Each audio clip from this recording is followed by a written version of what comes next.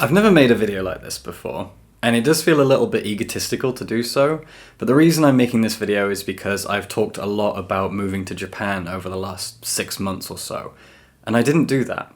I was supposed to fly to Tokyo a few weeks ago, and I didn't. I've made videos since and I've just kind of ignored that fact, but I keep getting comments and DMs and blah blah blah about Japan, about me moving there, good luck, etc. And I'm not in Japan, so I wanted to talk about me. My patrons over on Patreon already know all of this stuff because I've been updating them, and I'm at a point in my life where I really do need some financial support, so if you want to join my Patreon, if you enjoy what I do, please consider joining my Patreon. I could really use the support right now. I'm planning on making a lot more videos from now on, probably 3 per week, I hope, so in order to do that, financial support is really appreciated. I've been dealing with depression and anxiety, I think all my life, and I only really addressed those things over the last 5 or 6 years. And over the last few months, those things reached a kind of fever pitch. A lot of changes happened in my life, a lot of things that I wasn't able to deal with. And when it came to moving to Japan, I knew that I would have a breakdown when I arrived. I moved to Japan for the first time about 6 years ago, and when I went, it was a real struggle because it was kind of the same situation. I had dealt with a lot of scary changes in my life, and I thought, right, I'll move to Japan, fresh start, new me, etc. And I owned it, and I loved it, and it was a life-changing experience. It taught me, first and foremost, how to be alone, because I really like people. I'm a pretty extroverted person, and I really like socializing. I like having my friends around, and I learned to live by myself. I learned to be okay, just me. This time I thought I'll do exactly the same thing. I'm pretty much in the same situation, life changes. Let's go to Japan, let's do the same thing again, it'll be great. And I knew when it came down to the 11th hour, it was not going to be the same. I'm in a worse position in terms of my mental health, my anxiety, my depression, it's all so heightened right now. So I decided not to go to Japan. Instead, I got myself an apartment. I spent the last few weeks living with my parents while I sorted out this, and as you can see, I'm trying to sort out my bookshelves, etc. And it's a really cute little apartment in the UK.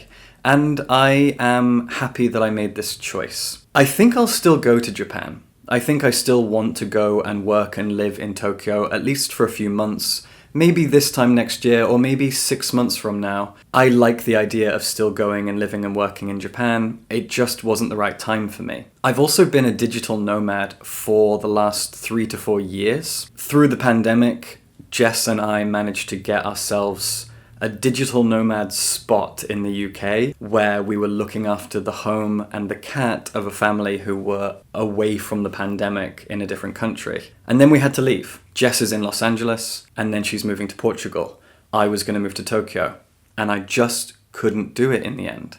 So I decided to get myself a flat. I also, on a happier note, want to spend more time in London. I love London, it's my favourite city, and I am just on London's doorstep right now. And I needed to be closer to the action. There's a lot of really cool stuff going on in queer spaces, in the publishing world, and it's all in London. Every cool thing happens in London, especially when it comes to publishing, and I just wanted to be close to all of that. I didn't want to be away from it. If I went to Tokyo, I'd be alone. I'd have to make new friends. There aren't many queer communities, and if there are, there's a language barrier. My Japanese isn't good enough to embed myself into a queer community in Tokyo. So I decided to stay here and be with friends and family and people I know, and a community in London that I am kind of part of. There are so many more opportunities and so many cool things for me here, and so from a work and social life angle, it was just the right thing to do. And it was the right thing for my mental health. I don't know what burnout is. I've got friends and I've talked to people about burnout and about breakdowns and all of these things. I know that I struggle with anxiety and depression, but I don't know what a breakdown or burnout actually looks like or feels like. I don't know the definition, and I do wonder if I've actually burned myself out. I do wonder if I've suffered some kind of a burnout situation. I'm really not sure. But I know that if I'd gone to Tokyo, I probably would have just broken down and ended up flying back home, and I'd be in a worse position than this. So I didn't go. Right now, for now, I'm going to stay here. I've got my own flat. This is the first time that I've had to pay rent and bills in quite a while because I've been a digital nomad for years. And it's absolutely terrifying because I'm self-employed. And that's why, again, I would appreciate any support on Patreon that you can give. But this was the right move for me. And it also means that I have my own base. I've talked before in videos about the fact that because I move from place to place, I often have to get rid of all my books, get rid of all my possessions and start again. And it's quite heartbreaking after a while, especially as a book critic and a reader. Getting rid of my books over and over again is horrible. So now I have all of my things in one place. This is my space. And it feels amazing, even though it's also terrifying because I'm completely financially independent now. But it also means that I have a base. That's the word I keep using. This is my base. If I want to go to Japan and live and work there for 3 months, 6 months, I can still do that. And I can come back and I have my own base. I think I'm going to be spending August in the Netherlands, which is a thing I couldn't have done if I had gone to Japan. And I think I'll be spending all of August in the Netherlands, which I actually do like once a year. There's a place in the Netherlands that I love to go to and I'm able to go to, and I think I might spend August there. I did it over Christmas and it was wonderful, even though I caught a really terrible cold that may or may not have been COVID, I'm not sure. Anyway, I'm still going to travel and I'm still going to go around. I just feel more comfortable having a base of my own that I think I can just about finally afford now. So that's my life update. I think I've talked in circles. I don't have a lot to say. I just kind of wanted to update people on me and my life and what I'm doing. The UK is a really scary place right now for people like me. I was in London yesterday and I was walking down Charing Cross Road, middle of London, Sunday evening, and I wasn't dressed in any particularly feminine way, and this guy screamed at me, you're a bloke," in this really antagonistic way. It doesn't sound very antagonistic the way I'm saying it, but it was terrifying, and I just had to act like I hadn't heard him, etc.